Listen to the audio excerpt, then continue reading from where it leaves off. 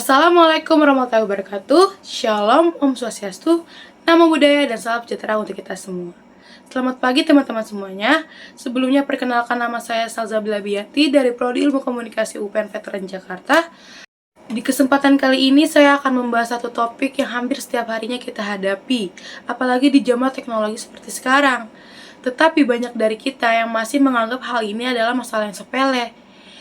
Topik kita pada hari ini adalah munculnya hoax akibat rendahnya literasi digital masyarakat terhadap informasi di media sosial. Dan biasanya yang sering terkena hoax adalah anak-anak Gen Z atau Gen Alpha. Karena beberapa yang saya temui, anak-anak Gen Z atau Gen Alpha ini ketika menemukan sebuah informasi atau sebuah berita, dia hanya membaca dari judul saja tanpa mencari tahu kebenaran dari informasi tersebut. Nah, di era digital seperti sekarang tidak bisa kita pungkiri bahwa handphone selalu ada pada genggaman kita. Hampir 24 jam dalam sehari, dimulai dari kita bangun tidur, kita mau mandi, kita mau beraktivitas, dan lain segalanya, handphone selalu ada dalam genggaman. Dengan begitu, informasi yang masuk ke dalam media sosial dapat tersebar cepat dengan luas. Sayangnya dengan kemudahan teknologi seperti sekarang, kita malah sulit membedakan informasi yang benar atau valid dengan informasi yang tidak benar atau yang disebut hoax. Dan saya menemukan salah satu tokoh berpendapat, menurut Profesor Muhammad Alwi-Dahlan, ahli komunikasi Universitas Indonesia, menurut beliau adalah hoax itu merupakan manipulasi berita yang sengaja dilakukan atau direncanakan dengan tujuan memberikan pengakuan atau pemahaman yang salah.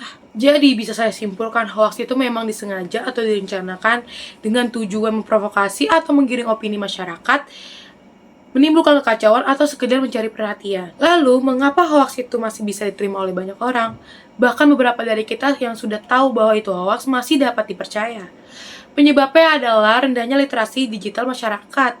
Kemampuan literasi ini bisa membantu kita menghindari berita hoax. Tetapi banyak dari kita, kemampuan literasinya ini masih rendah, atau dengan kata lain, mereka ini malas membaca sebuah informasi secara utuh atau lengkap.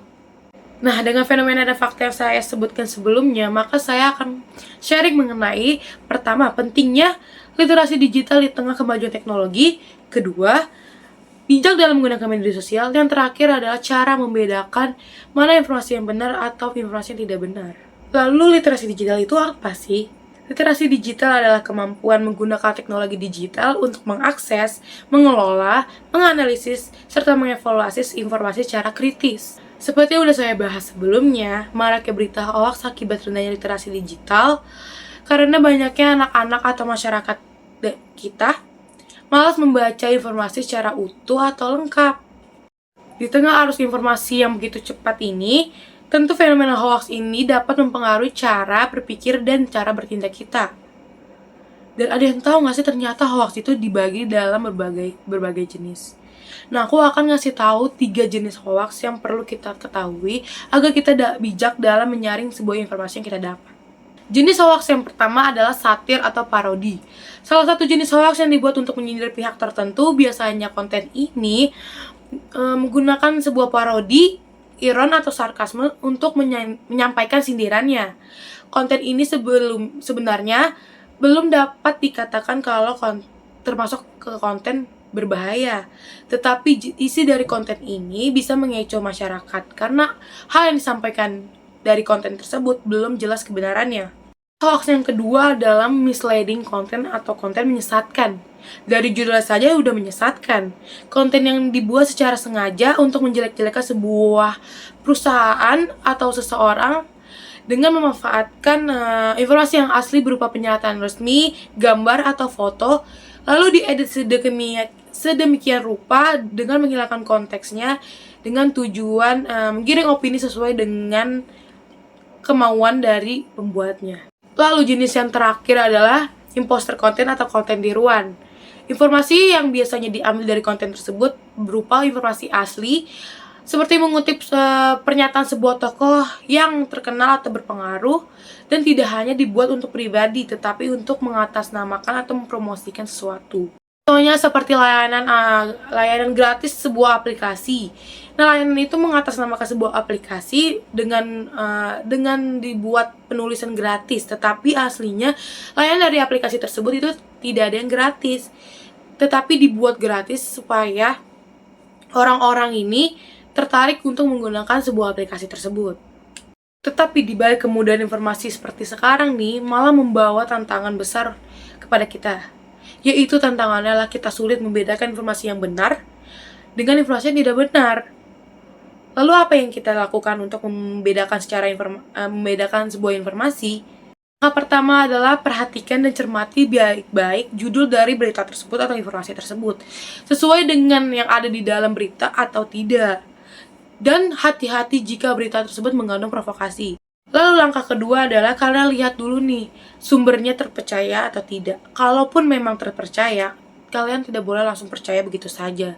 Kalian harus ngecek ke web-web lain atau sumber-sumber lain bahwa informasi itu benar atau tidak. Lalu selanjutnya periksa kembali juga foto dan video yang ada di dalam informasi tersebut. Dapatkah dipercaya keasliannya atau hanya sebagai pemanis dari informasi tersebut. Yang terakhir adalah diskusikan informasi tersebut dengan orang sekitar agar kalian dapat perspektif baru tentang informasi yang kalian dapat. Jadi kesimpulannya adalah hoax merupakan masalah yang tidak boleh dianggap remeh. Dalam dunia yang semakin terhubung ini, hoax dapat merusak kepercayaan masyarakat dan menimbulkan kebingungan. Kita sebagai pengguna media sosial memiliki kekuatan besar untuk membuat perubahan. Dengan mengenali dan memerangi hoax, kita dapat membantu menciptakan ruang digital yang lebih aman, lebih jujur, dan lebih bermanfaat untuk orang sekitar kita.